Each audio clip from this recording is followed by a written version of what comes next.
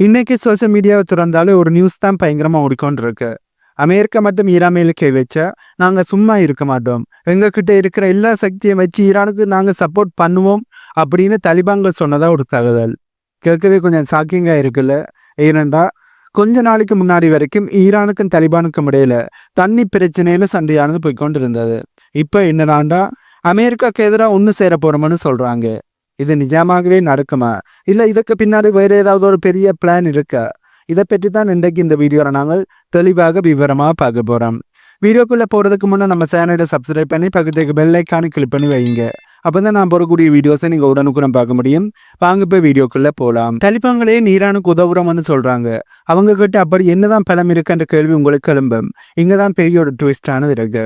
2021 அமெரிக்க இராணுவம் ஆப்கானிஸ்தானை விட்டு அவசரமாக கிளம்பினப்போ அவங்க அங்கே விட்டுட்டு போன ஆயுதங்களோட மதிப்பு மட்டுமே $7 பில்லியன் அமெரிக்க. அதாவது இந்த ரூபாய்க்கு கணக்கு போட்டு பார்த்தா 10,000 கோடி ரூபாய்க்கு கிட்ட வரும்.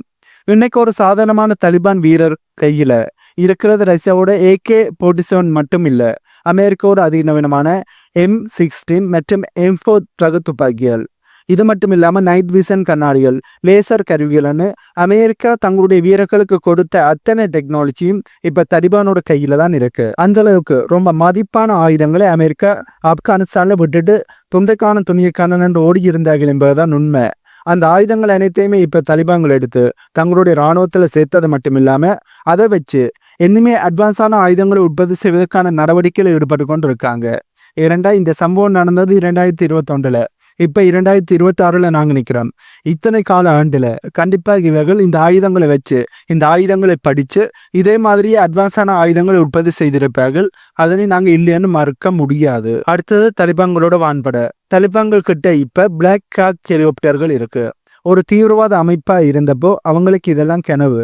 ஆனா இப்போ அவங்க ஒரு நாட்டோட இராணுவ மாதிரி செயல்பட ஆரம்பிச்சிருக்காங்க. ஹம்பி கவச வாகனங்கள் மட்டும் ஆயிரக்கணக்கில் இந்த தலிபான்கள்கிட்ட இருக்கு.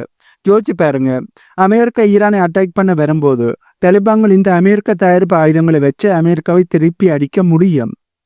இது அமெரிக்காவுக்கு ஒரு பெரிய தன்ம சங்கடமான விஷயம். தான் கொடுத்த ஆயுதமே தனக்கே எதிராக திரும்புறதை அவங்களால கண்டிப்பா ஜீரணிக்க முடியாது. இந்த பிளாக் ஹாக் ஹெலிகாப்டர் எல்லாம் அமெரிக்காவோடது. அமெரிக்கா விட்டு போன ஆயுதங்களை வச்சு இவர்கள் தங்களுடைய இராணுவத்தை பலப்படுத்தி இருக்காங்க. தலிபான்கள் தங்களுடைய இராணுவத்தை மிகப்பெருசா பலப்படுத்தி இருக்காங்க என்பது இதுலேருந்து நாங்கள் புரிந்து கொள்ளக்கூடிய மாதிரி இருக்கு. அது மட்டும் இல்லாமல் தலிபான்கள் ஏற்கனவே கிளர்ச்சி குழுக்களாக இருந்தவர்கள். அவர்கள்ட்ட துப்பாக்கிகள் இருந்தது. அதை வச்சு கொண்டு தான் அமெரிக்காவோட அட்வான்ஸான ஆயுதங்களை எதிர்த்து தலிபான்கள் ஆப்கானிஸ்தானில் ஆட்சி கைப்பற்றி இருந்தார்கள் என்பதும் இதில் குறிப்பிடத்தக்க விஷயம்.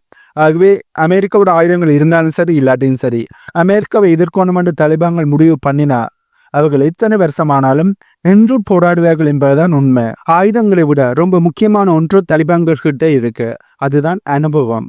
கடந்த 20 வருஷமா உலகத்தோட நம்பர் 1 இராணுவமா இருந்த அமெரிக்காவை எதிர்த்து அவங்களோட நுணுக்கங்களை புரிஞ்சுக்கிட்டு அவங்களையும் நாட்டை விட்டு வெளியேற வச்சவங்க தான் தலிபான்கள். ஈரான் ஒருவேளை தரவழி போரில் இறங்கினா தலிபான்களோட இந்த கொரில்லா போர் முறை, அதாவது மறைந்திருந்து தாக்குற முறை அவங்களுக்கு தெரிய ஒரு பிளஸ் பாயிண்டா இருக்கும். மலைப்பகுதியில் எப்படி ஒளிஞ்சு நின்று அட்டாக் பண்ணணும், டோங்களை எப்படி ஏமாத்தணும்னு இவங்களுக்கு அத்துப்படி. இவங்களால ஈஸியாக அதனை செய்ய முடியும். ஈரானோட எல்லையும் ஆப்கானிஸ்தானோட எல்லையும் கிட்டத்தட்ட 900 கிலோமீட்டர் நீளம் கொண்டது. இந்த வழியா தலிபான்கள் ஈரானுக்குள்ள நுழைவதை கண்டிப்பாக அமெரிக்காவோட தடுத்து நிறுத்த முடியாது. இப்ப தலிபான்கள் ஈரானுக்கு ஆதரவாக களமிறங்கணும்னு நினைச்சு களமிறங்க ட்ரை பண்ணினார்கள் என்றால் அதனை கண்டிப்பாக அமெரிக்காவோட தடுத்து நிறுத்த முடியாது. ஈசாவே ஈரானுக்கு அமெரிக்காவுக்கு எதிரான போரை தலிபான்களாக செய்ய முடியும். இங்க நாங்க இன்னும் ஒரு முக்கியமான பாயிண்டையும் கவனிக்கணும். தலிபான்கள் ஏன் ஈரானுக்கு ஹெல்ப் பண்ணணும்? சும்மா பாசத்தால பண்றாங்கன்னு பார்த்தா கண்டிப்பா இல்லை.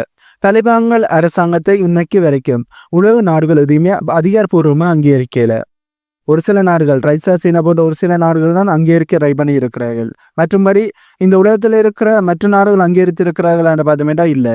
இப்ப ஈரானுக்கு ஒரு கஷ்டம் வரும்போது அவங்களே போய் நின்னா, அவங்க பக்கம் அவங்களுக்கு ஆதரவாக போய் நின்னா ஈரான் மூலமா ஒரு பெரிய ஒரு அங்கீகாரம் கிடைக்கும் என்று தலிபான்கள் நம்புறாங்க. அது மட்டும் இல்லாம தலிபான் கையில இருக்கிற இந்த பலத்தை உலகத்துக்கு காட்ட இதோட சரியான வாய்ப்புன்னு அவங்க நினைக்கிறாங்க.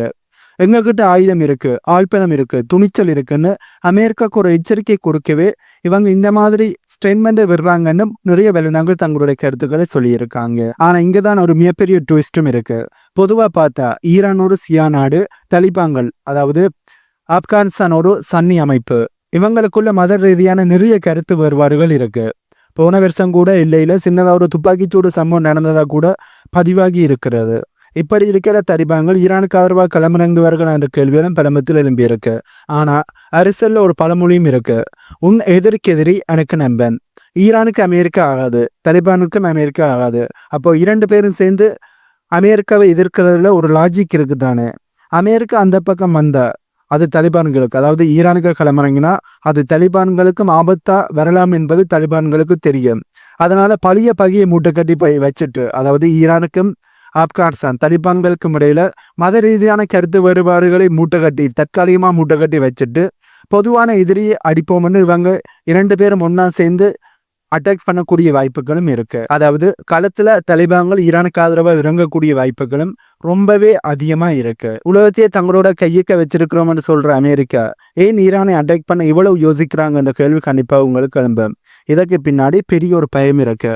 அமெரிக்காவுக்கு ஒரு விஷயம் தெரியும், இது வெறும் ஈரானோட போர் மட்டும் இல்லை, அதாவது ஈரானுடனான போர் மட்டும் இல்லை, ஈரான் ஒரு உடைக்க முடியாத கோட்டை மாதிரி.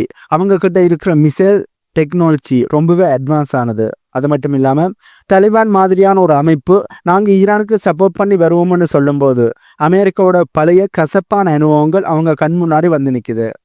ஆப்கானிஸ்தான்ல 20 வருஷம் சண்டை போட்டு கடைசியில ஒன்றும் பண்ண முடியாம வெளியே வந்த அதே அமெரிக்காவுக்கு மறுபடியும் தலிபான் கூட மோதுறது ஒரு பெரிய ஒரு ரிஸ்கா இருக்கும். இது அமெரிக்காவுக்கான மிகப்பெரிய ஒரு பயமா பார்க்கப்படுது. ஈரான் மற்றும் ஆப்கானிஸ்தான் இந்த இரண்டு நாட்டையும் எடுத்து பார்த்தோம்னா இங்க மலை பிரதேசங்கள் அதிகமாக இருக்கின்ற இடங்கள்லாம் ரொம்பவே அதிகமா இருக்கு. அமெரிக்காவோட கைடெக் டேங்கில் எல்லாம் இங்க சரியா வேலை செய்யாது. தலிபான்கள் இந்த மலைப்பகுதியில் பல வருஷமா வாழ்ந்தவங்க, அவங்களுக்கு தெரியும் எங்க பதுங்கணும் எங்க இருந்து அடிக்கணும்னு. ஒருவேளை அமெரிக்கா ஈரானை வான்வழியா அட்டாக் பண்ணாலும் தரைவழியா தலிபான்கள் உள்ள நுழைந்து ஒரு நிழல் போல், அதாவது சாடோ வாரை நடத்தினாங்கன்னா அமெரிக்க வீரர்களால் நிலைச்சு நிற்க முடியாது. அதாவது ஒரு நிழல் போரை நடத்தினால் அமெரிக்காவோட இராணுவ வீரர்களால் நிலைத்து நிற்க முடியாது.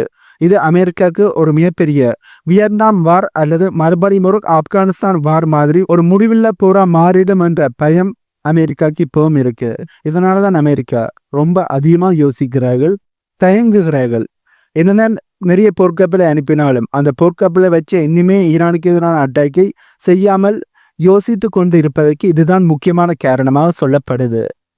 ஒரு நீண்ட நாள் போரில் அமெரிக்கா போய் இறங்குறதுக்கு அமெரிக்கா தயாராக இல்லை. ஏனென்றால் ஆப்கானிஸ்தான் மற்றும் வியட்நாம் போர், இந்த இரண்டு போர்களும் பல வருடமாக இடம்பெற்ற போர்கள்.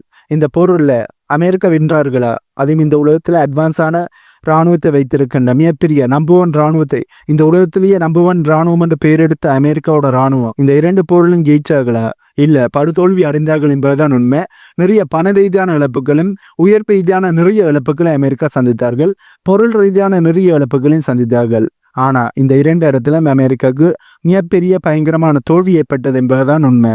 இப்படி இருக்கையில மூன்றாவதாக ஈரானிலும் போய் இப்படி நீண்ட நாள் போரில் தலையிட்டால் அது அமெரிக்காவோட கதையை முடிச்சிடும் என்பதுதான் உண்மை. அடுத்ததா ரொம்ப முக்கியமான விஷயம் ஓயில். ஈரான் பக்கத்துல இருக்கிற ஸ்ட்ரெட் ஆஃப் ஹார்மஸ் வழியாகத்தான் உலகத்தோட பெரும்பகுதி கச்சா எண்ணெய் போட்டு வருது, அதாவது ஓயிலானது போட்டு வருது. ஒருவேளை போர் வந்தா ஈரான் அந்த வழியை அடிச்சிடுவாங்க என்பதை ஏற்கனவே எங்களோட பல வீடியோக்குள்ள தொடர்ந்து பார்த்துக்கொண்டு இருக்கேன். அதுக்கப்புறம் என்ன நடக்கும்? உலகத்துல இருக்கிற எல்லா நாடுகளிலும் பெட்ரோல் டீசல் விலை தாறுமாற எகிற ஆரம்பிக்கும்.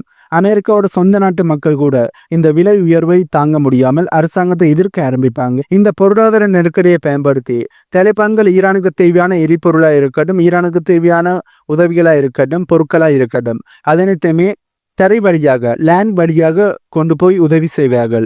இப்படி ஒரு சூழல் வந்தா அமெரிக்காவோட பொருளாதார தடைகள் அங்க ஒண்ணுமே இல்லாம போயிடும் என்பதுதான் உண்மை. கடைசியா தலிபான் ஈரான் கூட்டணிக்கு பின்னாடி ஒரு மிகப்பெரிய சக்தி இருக்கிறதாம் ஒரு பேச்சு போகுது.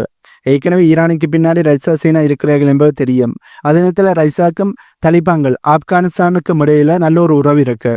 ஆப்கானிஸ்தானுக்கு தேவையான நிறைய உணவுப் பொருட்களாக இருக்கணும், உதவிகளாக இருக்கணும், எய்து பேக்கேஜாக இருக்கணும், அதனை ரஷ்யா கொடுக்கிறார்கள். தலிபானோட அரசாங்கத்தை ரஷ்யா ஒபீஸ்ல அங்கீகரிச்சிருக்காங்க. இப்படி இருக்கல தலிபான் மற்றும் ஈரான் கூட்டணிக்கு பின்னாடி ரஷ்யா மற்றும் சீனா இருக்கக்கூடிய வாய்ப்புகள் 99% இருக்கு. அமெரிக்காவை ஒரு இடத்துல முடக்கி வைக்கணும்னா இது ஒரு நல்ல வாய்ப்பு என்பது ரஷ்யா மற்றும் சீனாவுக்கு தெரியும். சீனாவுக்கு தலிபான்களோட இப்ப நல்ல ஒரு நட்பு இருக்கு. ரஷ்யா ஈரானோட நல்ல நட்புல இருக்காங்க. இப்ப இவங்க எல்லாரும் முன்ன சேர்ந்தா யோசிச்சு பாருங்க, இது வெறும் ஒரு நாட்டுக்கும் இன்னும் ஒரு நாட்டுக்கும் நடக்கிற போரா இருக்காது. இது ஏசியாவோட ஒரு பெரிய கூட்டணியா மாறக்கூடிய வாய்ப்புகள் இருக்கு. இதனால்தான் தலிபான்களோட இந்த ஒரு சின்ன எச்சரிக்கை அமெரிக்காவோட தூக்கத்தையே கெடுத்திருக்குன்றே சொல்ல முடியும். அதுவும் அமெரிக்கா இந்த நேரத்தில் ஈரான் மீது கை வைப்பது சரியான ஒரு தருணமா இருக்காது. இது அமெரிக்காவுக்கு பேக்ஃபயராக மாறக்கூடிய வாய்ப்புகள் தான் தொடர்ந்து அதிகரித்து கொண்டு இருக்கு. கடைசி ஒரு விஷயம், இப்போதைக்கு தலிபான்கள் தரப்புல இருந்து ஒபிஷியலான அறிவிப்பு என்னமே வெளியே வரையல.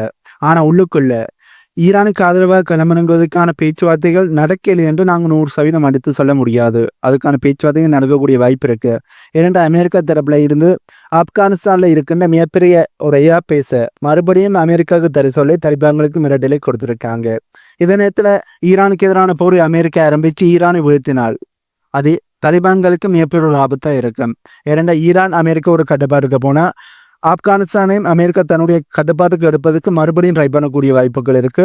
நிறைய குடைச்சலை ஆப்கானிஸ்தானுக்கு கொடுப்பார்கள். ஏற்கனவே பாகிஸ்தான் அமெரிக்காவுக்கு சப்போர்ட் பண்றபடியால் பாகிஸ்தான் வழியாகத்தான் நிறைய ட்ரோன்கள் ஆப்கானிஸ்தானுக்கு நுழைந்து உளவு வேலை பார்க்குது. அதே அமெரிக்காவோட ட்ரோன்கள் உளவு வேலை பார்க்குது என்ற குற்றச்சாட்டை ஏற்கனவே தலிபான்கள் முன் வச்சிருக்காங்க.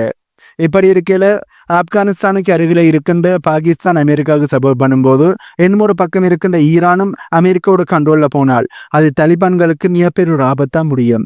இதனால் கண்டிப்பாக அமெரிக்கா ஈரான் மீது கவிக்கும் போது ஈரானுக்கு ஆதரவாக ஆப்கானிஸ்தான் களமிறங்குவதை பற்றி தலிபான்கள் களமிறங்குவதை பற்றி பேச்சுவார்த்தையில் ஈடுபடுவார்கள் என்பதுதான் உண்மை. இதே நேரத்தில் தலிபான்களுக்கு இப்போ உளவு நாடுகளோட அங்கீகாரம் தேவைப்படுது. ஈரானுக்கு சப்போர்ட் பண்றதன் மூலமா அவங்க ஒரு பெரிய ஒரு இஸ்லாமிய சக்தியை உருவெடுக்க பார்க்குறாங்க என்பதும் உண்மைதான். ஸோ இந்த நியூஸ் இப்போதைக்கு வதந்தியா இருந்தாலும் எதிர்காலத்தில் இது நிஜமாகிறதுக்கான வாய்ப்புகள் 50க்கு 50% இருக்கு என்பதுதான் உண்மையா இருக்கு. நீங்க என்ன நினைக்கிறீங்க? தலிபான்கள் ஈரானுக்கும் ஆதரவாக களமிறங்கி ஈரானும் தலிபான்கள் ஒன்று சேர்ந்தா அமெரிக்காவால் சமாளிக்க முடியுமா? உங்களுடைய கருத்துக்களை கீழே கொமெண்ட்ல சொல்லுங்க. ஆகவே இந்த வீடியோவில் நான் சொன்ன தகவல்கள் உங்களுக்கு புதிதாக இருந்திருக்குமென்னு நம்புறேன். இந்த தகவல்கள் உங்களுக்கு புதிதாக இருந்தால் இந்த வீடியோக்கு லைக் பண்ணி நம்ம சேனலை சப்ஸ்கிரைப் பண்ணி பக்கத்துக்கு பெல் ஐக்கானை கிளிக் பண்ணி வைங்க. அப்பதான் நான் போடக்கூடிய வீடியோஸை நீங்கள் உடனுக்குடன் பார்க்க முடியும். இன்னும் ஒரு புதிதான தகவல்கள் உள்ளடங்கிய புதிய வீடியோவில் உங்களை மீட் பண்றேன்.